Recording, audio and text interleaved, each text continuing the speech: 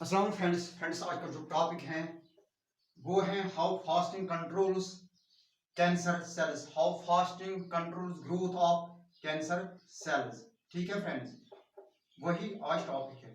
पहले हम यानी how fasting controls growth of cancer sales, growth of cancer sales. First हम देखेंगे कैंसर क्या होता है। It is abnormal division of cells, uncontrolled division of cells. It is abnormal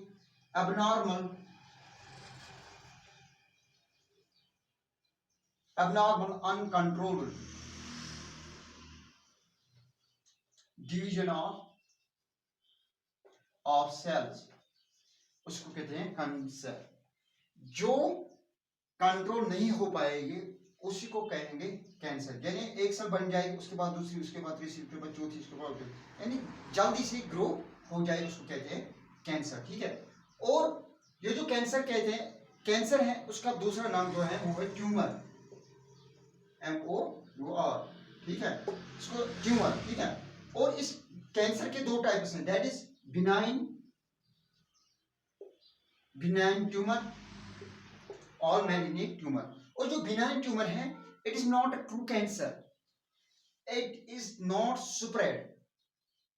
और ये जो बिनाइन ट्यूमर है, इससे लोग नहीं मर जाते, it is curable, it is treatable, इसको ट्रीट किया जाता है। क्यों? क्योंकि ये जो बिनाइन ट्यूमर है, इसमें जो सेल ग्रो होते हैं वो एक मेम्ब्रेन के अंदर ग्रो होते हैं, ये होता है इसका मेम्ब्रेन।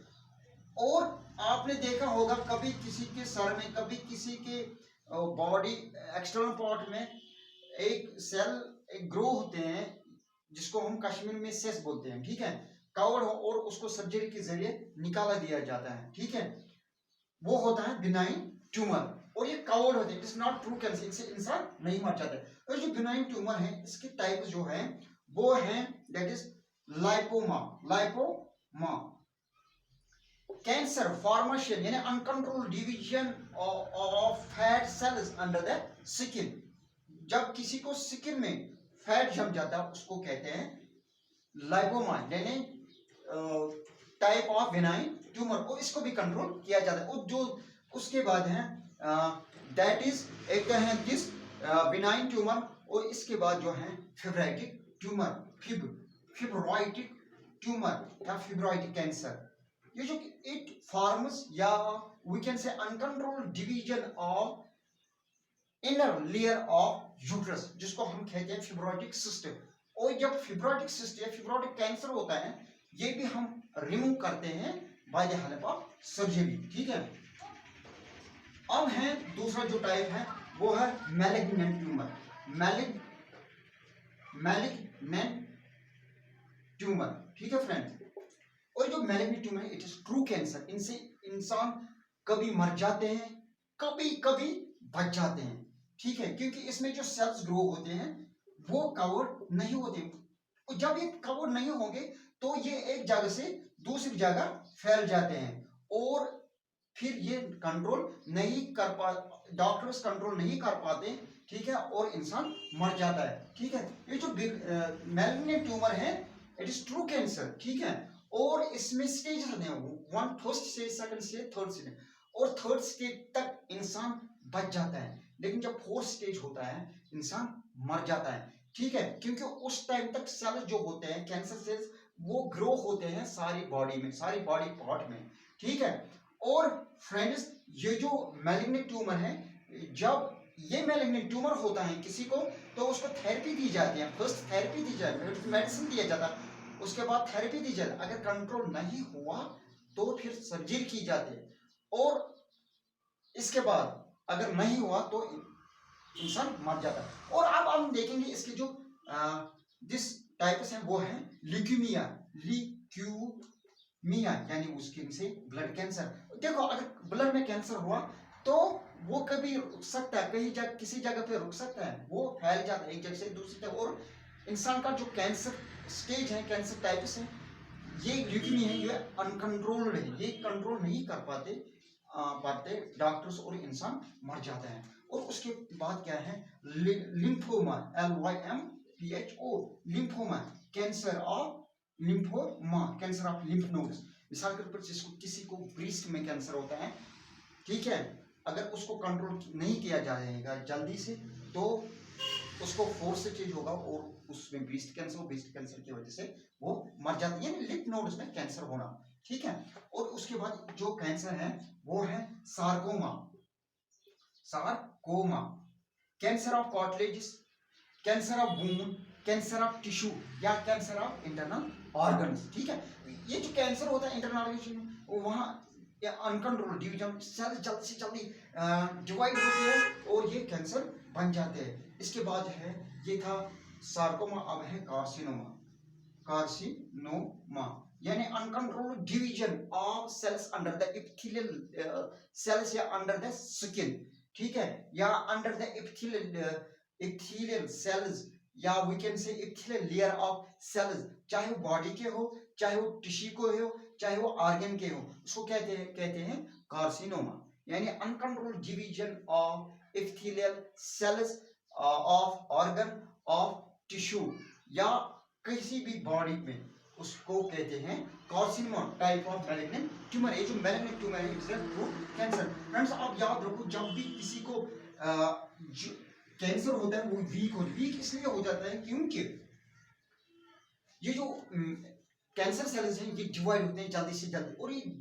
डिवाइड जब जल्दी से दे उनको न्यूट्रिशन ज़्यादा से ज़्यादा यूज करते हैं, ज़्यादा से ज़्यादा खा जाते हैं जन नॉर्मल सेल्स, और जो पेशेंट होता है वो वीक होता है, उसका जो वेट होता है वो लॉस हो जाता है, यानी उसकी वीकनेस इंक्रीज होती है। किस वजह से?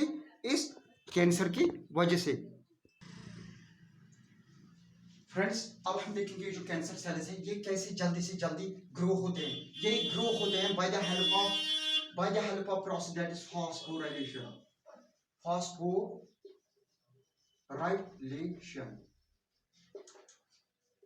इस फॉस्फोराइलेशन में क्या होता है, फॉस्फेट ग्रुप जो होता है अटैच्ड ग्लूकोज पे। जब अगर आपने डीएनए का स्ट्रक्चर पढ़ा होगा, आपने वहां पढ़ा होगा कि जो शुगर्स होते हैं C6H12O6, ठीक है, C6H12O6, ठीक है, वहां पे होता है अटैच्ड 6th कार्बन पे कौन, that is phosphate group by the help of phosphodiester bond, ठीक है। और ये जो यही फॉस्फोराइलेशन होती है इसमें, किसमें, इन कैंसर सेल्स में। और जो फॉस्फोराइलेशन होते हैं ये हेल्प करते हैं इस कैंसर सेल्स को आगे बढ़ने में, यानी ट्रांसफॉर्मेशन। ये क्या करते हैं, ये फॉस्फोराइलेशन जीन यानी प्रोटीन बनाने में मदद करते हैं इस कैंसर सेल्स को। और जब ये प्रोटीन बनाते हैं और जो ये कैंसर सेल्स क्या करते हैं, ट्रांसफॉर्मेशन, यानी ये एक सेल से दूसरी सेल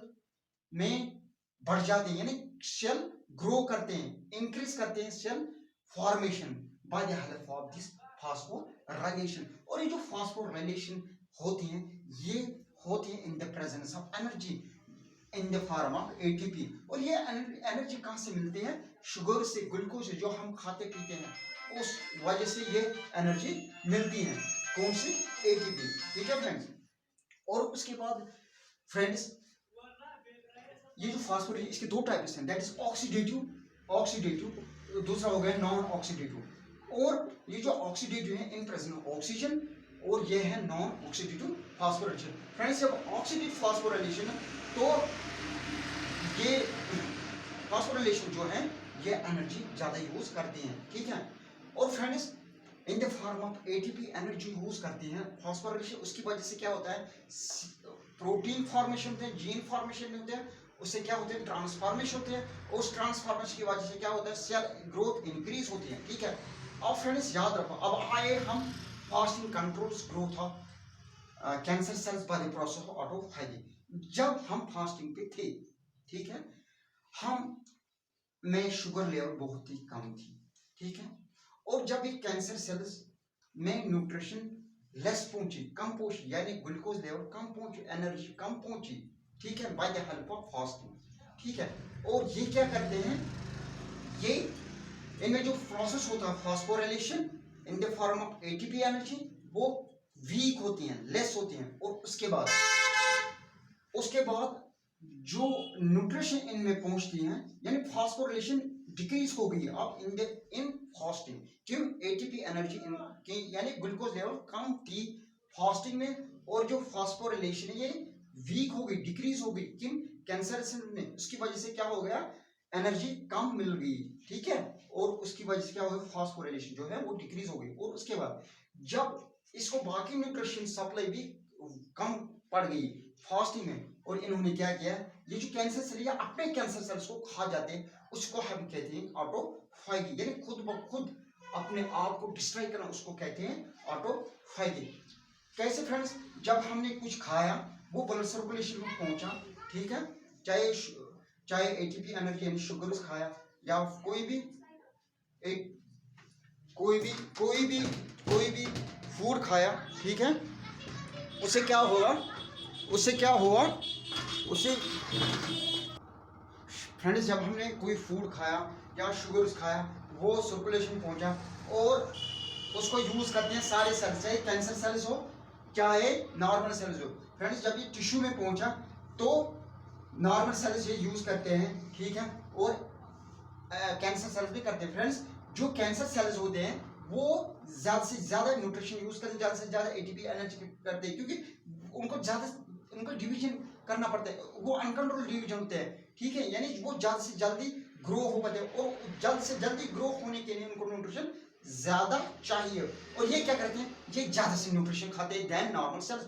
और ये जब इन्होंने न्यूट्रिशन ज्यादा खाई देन नॉर्मल सेल्स, उसकी वजह से क्या होता है, जो नॉर्मल सेल्स होते हैं उन तक न्यूट्रिशन कम पहुंचते हैं, उन तक एनर्जी कम पहुंचती है, और इंसान में वीकनेस आ जाते हैं। इसलिए फ्रेंड जब किसी को कोई क्रोनिक डिजीज होती है, कैंसरस होते हैं, वायरल डिजीज होते हैं, इंसान को वीकनेस आ जाती है। क्यों?